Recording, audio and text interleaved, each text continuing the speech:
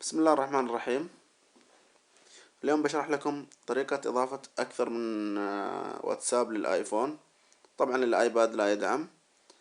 أوكي، أول شي لازم يكون عندنا جيل بريك، لازم يكون عندنا برنامج الفيشير، لازم يكون عندنا برنامج الآي فايل. حلو. لازم الثلاث البرامج هذه تكون موجودة عندنا.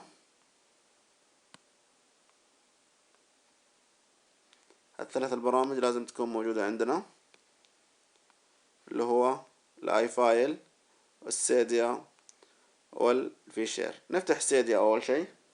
من السيديا نضيف برنامج الاي فايل. الاي فايل موجود على اكثر السورسات. اوكي، مثلا على السنفل او على اي لاف ابل، لانه اكثر السورسات اللي انا قد تكلمت عنها. فتضغط مجرد حرف الاي يجيك اي فايل اللي هو هذا هو. نثبته بهالطريقة. طبعا انا مثبت عندي خلاص، مثبت عن طريق السنفل. حلو.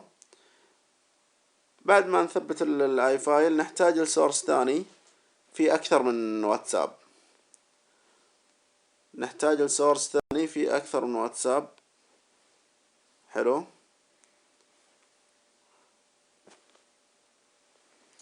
السورس اللي احنا نحتاجه نضغط edit.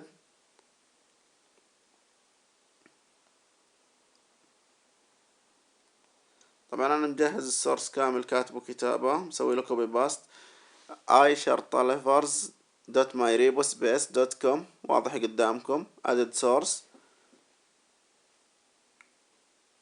اوكي، راح يضاف معنا السورس بهالطريقة. طبعا انا ضايف السورس مسبقا، ما احتاجه انه يضيف لانه اصلا موجود عندي.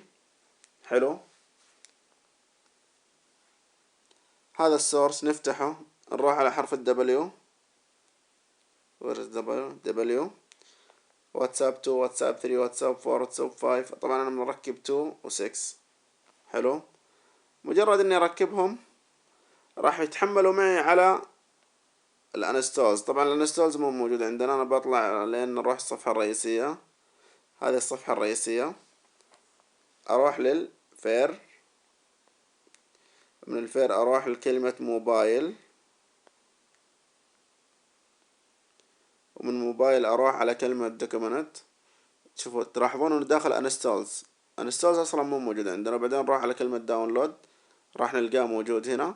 مجرد ان نفتحه راح يحولنا تلقائي على فيشير، وبكذا يثبت معنا واتساب ثاني وانتهت المشكلة. اشوفكم في شرح ثاني. اخوكم لحن الاماني الهزازي 20.